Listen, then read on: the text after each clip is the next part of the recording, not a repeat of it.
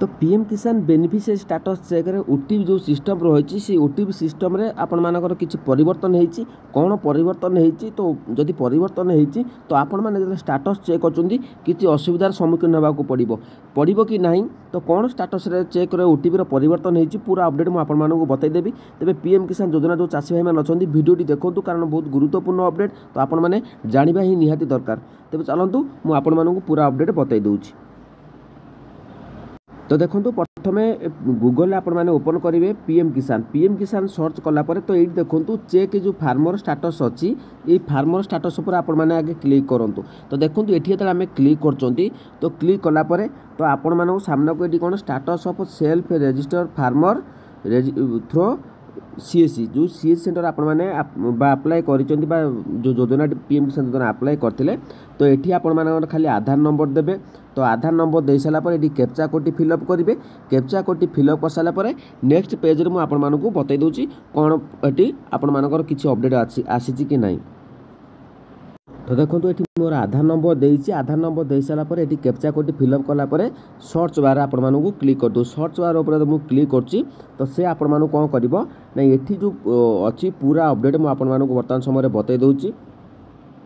तो ये आपर फार्मर जो एप्लिकेशन स्टाटस टी अच्छी तो आपण मैंने जिला शो कर ब्लॉक शो कर आपर निज नाम करेंगे निज नाम शो कर बापा नाम शो कर ये स्टाटस आपर ये देखूँ यहाँ रेजिस्ट्रेशन होती 8/12/2019 रेजिस्टर फॉर रिजेक्शन देखी ये किसी कोठरी लिखी नहीं। तो ये आपर कौन हो farmer has already been registered on PM Kisan portal please check your status from farmer corner under beneficiary status. ये जो बेनिफिशियरी स्टाटस आपण मैंने आम चेक करिया वर्तमान समय तो से जो बेनिफिशियरी स्टाटस चेक करिया से स्टाटस रे आम ओटीपी आसूची से ओटीपी रे किसी परिवर्तन होती कौन परिवर्तन होती मुझे आपको बतई दूँ। तो आम पीएम किसान ऑफिशियल साइट ओपन कर ओपन कलापर तो आप देखिपे ये रेड अक्षर लिखाई 19तम किस्ती आप 24 तारीख आप रिलीज हो जाता तेरे बर्तमान समय 20तम किस्ती आप अकाउंट को आसवाक जाऊँगी।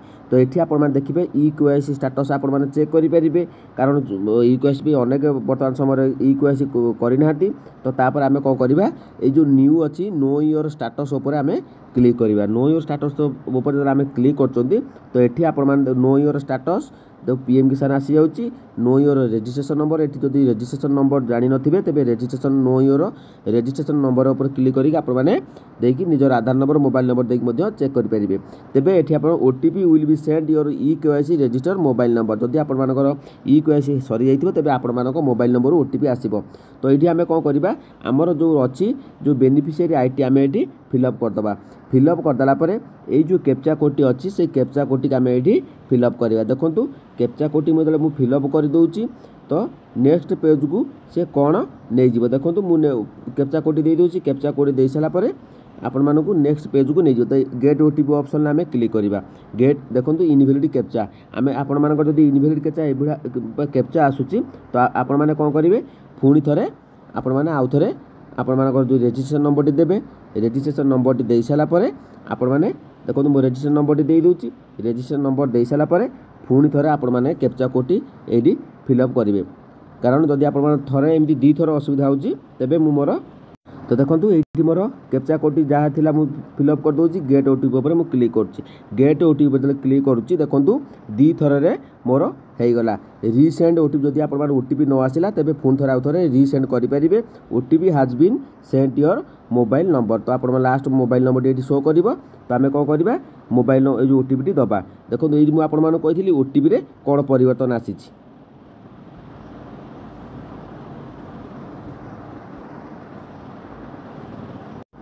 तो ये देखिपारे जो आड पीएम किसान अच्छी योर वन टाइम ओटीपी देखो बर्तमान ये आप देखिपारे तो ये बर्तमान 4टी अंक थिला ओटीपी तो बर्तमान समय 336टा ओटीपी संख्या आपर फिलअप करने को पड़ो। तो ये जो 6टी अंक करागला आपण मैंने भावुँ आगुरी 4टा ओटीपी आसूला 4 अंक विशिष्ट बर्तमान समय आपर 4टी বা 6ଟି ଓଟିପି ସଂଖ୍ୟା ଆସୁଛି କାରଣ 6ଟି ଓଟିପି ଯେଉଁ ସଂଖ୍ୟା ଦିଆଯାଉଛି ତ ଆପଣମାନଙ୍କର ଯେଉଁ ବେନିଫିଟ୍ ବା ପିଏମ୍ କିଷାନ ଯେଉଁ ବେନିଫିସିଆରୀ ସାଇଟ୍ ଚେକ୍ କରୁଛନ୍ତି ତାହାର ପୁରା ବା ସିକ୍ୟୁର ରହିବ ବା ନିରାପତ୍ତା ରହିବ ସେଥିପାଇଁ 6 ଅଙ୍କ ବିଶିଷ୍ଟ ଓଟିପି ବର୍ତ୍ତମାନ ସମୟରେ 2025ରେ ଯେଉଁଟାକି ପରିବର୍ତ୍ତନ କରାଯାଇଛି। ତ ବୁଝିପାରୁଛନ୍ତି କି ନାହିଁ? ତେବେ ଆହୁରି କ'ଣ ଅଛି ମୁଁ ଆପଣମାନଙ୍କୁ ଓଟିପିଟି ଦେଇକି ବର୍ତ୍ତମାନ ଦେଖିଦେଉଛି।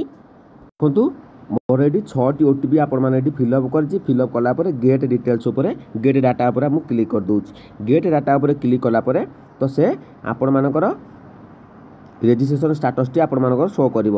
ତ ଦେଖନ୍ତୁ ଏଫ୍ଟିଓ ପ୍ରୋସିଡ୍ ଆପଣମାନଙ୍କର नो ଅଛି। ରିଜନ୍ ଫର୍ ଫେଲ୍ଡ ରହିଛି transaction FTO land not seeded. ଯେଉଁମାନଙ୍କର ଏଯାବତ ଲ୍ୟାଣ୍ଡ ନଟ୍ ସିଡେଡ୍ ରହିଛି ତ ସେମାନେ କିଛି ବି ବ୍ୟସ୍ତ ହୁଅନ୍ତୁନି। ଲ୍ୟାଣ୍ଡ ନଟ୍ ସିଡେଡ୍ ରହିଛି ମାନେ ତ ଆପଣମାନଙ୍କର କିଛି ଅସୁବିଧା ନାହିଁ, ପଇସା ମିଳିବ। କାରଣ ଏଠି ଆପଣମାନଙ୍କର ଖାଲି ଲ୍ୟାଣ୍ଡ ନଟ୍ ସିଡେଡ୍ ଲେଖୁଛି।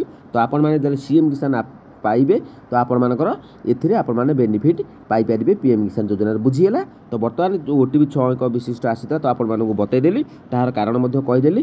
ତ ଏଇ ଯେଉଁ ଷ୍ଟାଟସ୍ଟି ଆପଣ ନିରାପଦରେ ଦେଖିପାରିବେ ତ ସେଥିପାଇଁ 6 ଅଙ୍କ ବିଶିଷ୍ଟ ଓଟିପିଟି ସରକାରଙ୍କ ତରଫରୁ ପୁଣି ଥରେ ଅପଡ଼େଟ୍ କରାଯାଇଛି। ତ ବୁଝିପାରୁଛନ୍ତି କି ନାହିଁ? ଯଦି ବୁଝିପାରିଲେ ତେବେ ଚ୍ୟାନେଲକୁ ସବସ୍କ୍ରାଇବ୍ କରନ୍ତୁ। ଜୟ ଜଗନ୍ନାଥ।